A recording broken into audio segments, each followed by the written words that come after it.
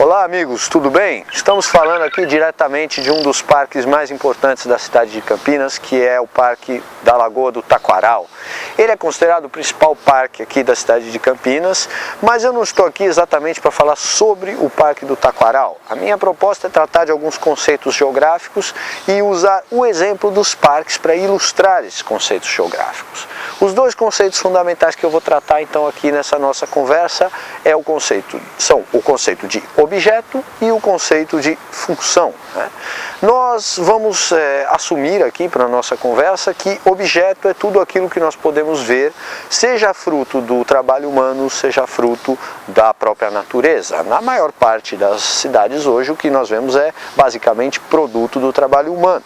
Agora é muito importante notar que estes objetos ao longo da história vão mudando de função, vão mudando de uso.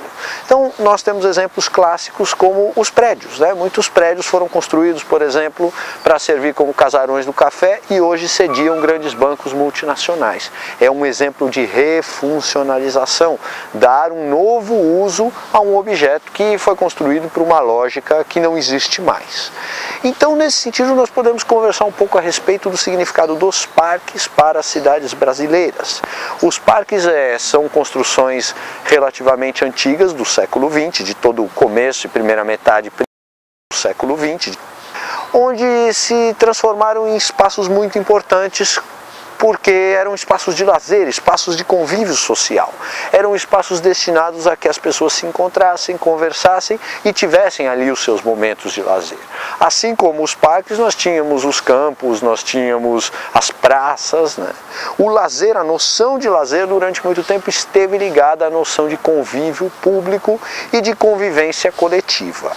Nas últimas décadas, nas décadas mais recentes, essa concepção foi muito alterada por uma série de fatores sociais, econômicos e inclusive culturais.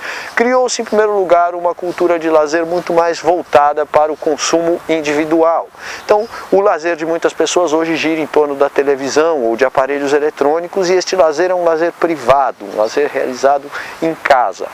Ou uma outra forma muito comum de lazer é em espaços coletivos, mas espaços coletivos de propriedade privada. Estamos falando dos bares, casas de show, casas noturnas, espaços que hoje recebem as pessoas que estão em busca de lazer.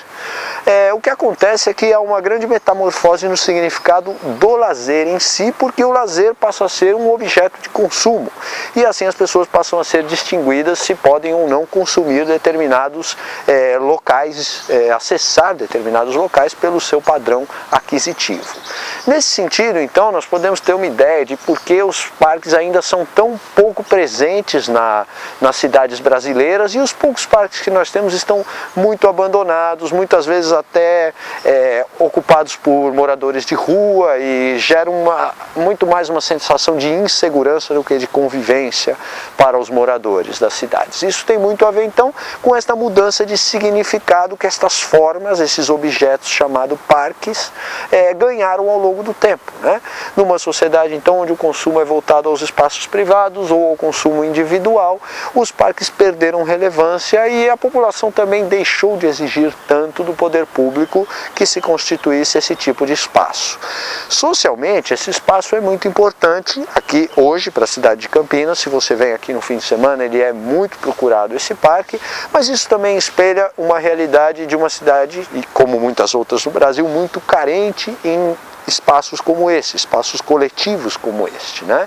Nesse tipo de cidade, o que vai acontecer é que nós temos poucos parques para o volume total de população e normalmente os parques estão concentrados nas regiões centrais, tornando-se muito pouco acessíveis às populações mais excluídas, às populações que moram em regiões mais distantes ou que justamente têm menos dinheiro para pagar um meio de consumo privado e deveriam acessar estes parques, né?